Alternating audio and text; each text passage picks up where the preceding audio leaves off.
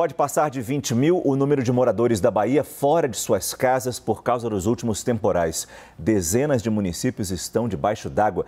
Vamos então entender um pouco mais dessa situação, conversando agora ao vivo com o governador do estado, Rui Costa. Governador, muito obrigado pela sua presença aqui no nosso CNN Prime Time. Tenho certeza que são momentos difíceis e o senhor toma um pouco do seu tempo para nos conceder essa entrevista. Quais são os números mais recentes dessa tragédia?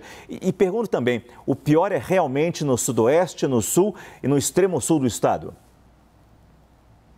Boa noite a todos os amigos da CNN. Sim, nós tivemos há 2 semanas atrás uma grande tempestade no extremo sul.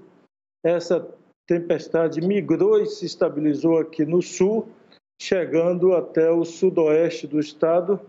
Eu diria com impactos ali na entrada do Recôncavo, uma área que a gente chama Vale do Jiquiriçá.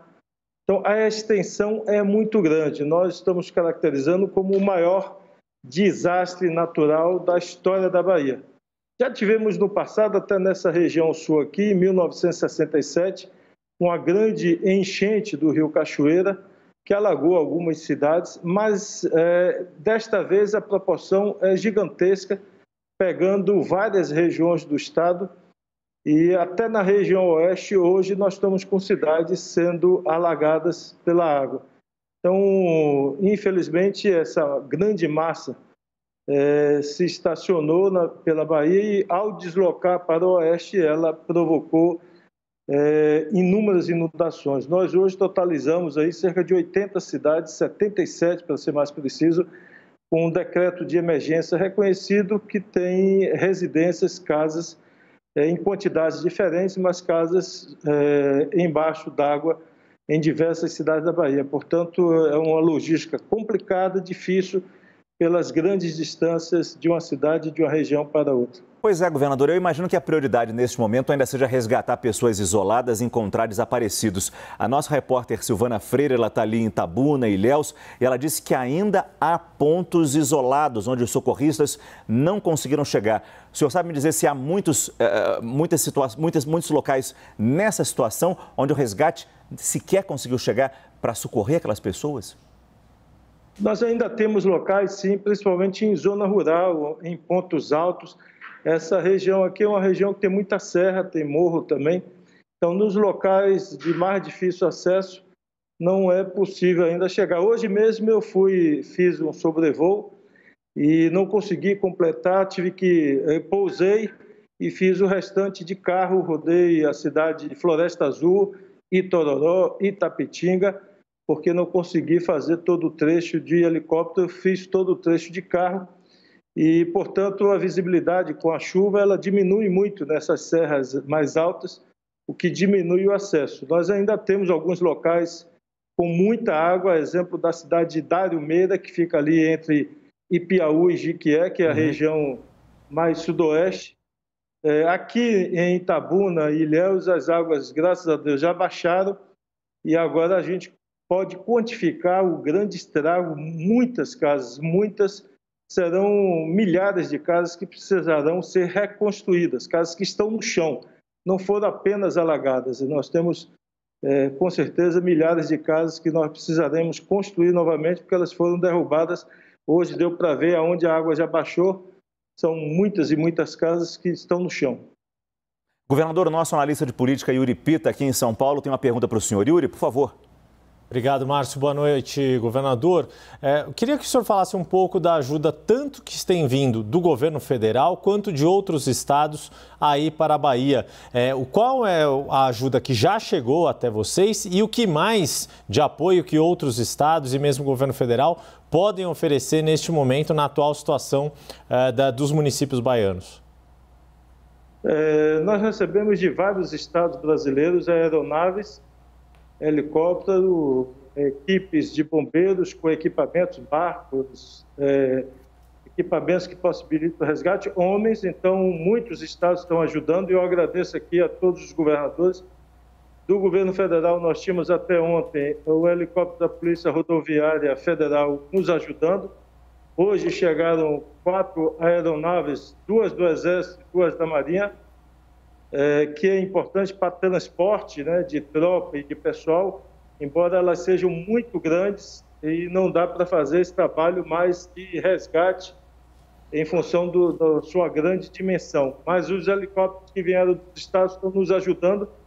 A Bahia tem 4 helicópteros de resgate e hoje operamos com 11 helicópteros com esse apoio de helicópteros que vieram de outros estados.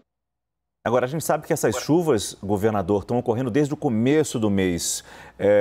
E lá naquele começo a gente tinha a notícia de pontes destruídas, estradas atingidas.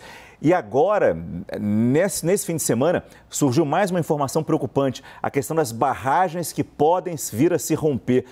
Pergunto para o senhor, como é que está a infraestrutura na região neste momento? Como é que ela está aguentando?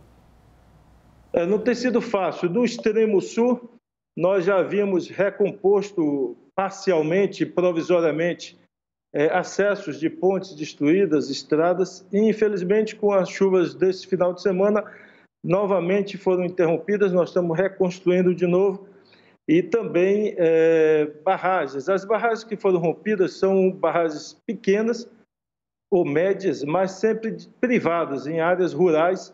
O problema está que nós temos uma sequência dessas barragens no fluxo da água e quando uma se rompe, as outras que estão ajusantes não suportam a carga e vão rompendo em série, o que provoca uma verdadeira maré, uma grande onda de destruição.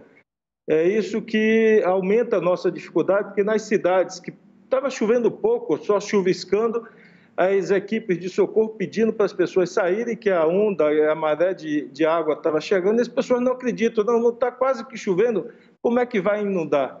E algumas pessoas nós tivemos que retirar compulsoriamente, e graças a Deus o número de vítimas fatais foi absolutamente minimizado, dado a essa enorme dimensão, e eu quero aqui agradecer e parabenizar a atuação dos nossos prefeitos e prefeitas que um grande número deles foi para frente, foi para a linha de frente ajudar o Corpo de Bombeiros, ajudar a Defesa Civil local a retirar e convencer as pessoas a saírem de suas casas. Mas a resistência é grande, infelizmente, muita gente resiste em sair, às vezes pessoas que estão com água já no ombro têm que ser quase que retiradas compulsoriamente porque elas resistem em sair das suas residências.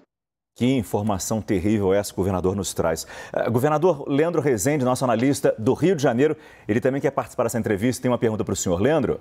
Obrigado, Márcio. Governador, obrigado por estar conversando com a gente.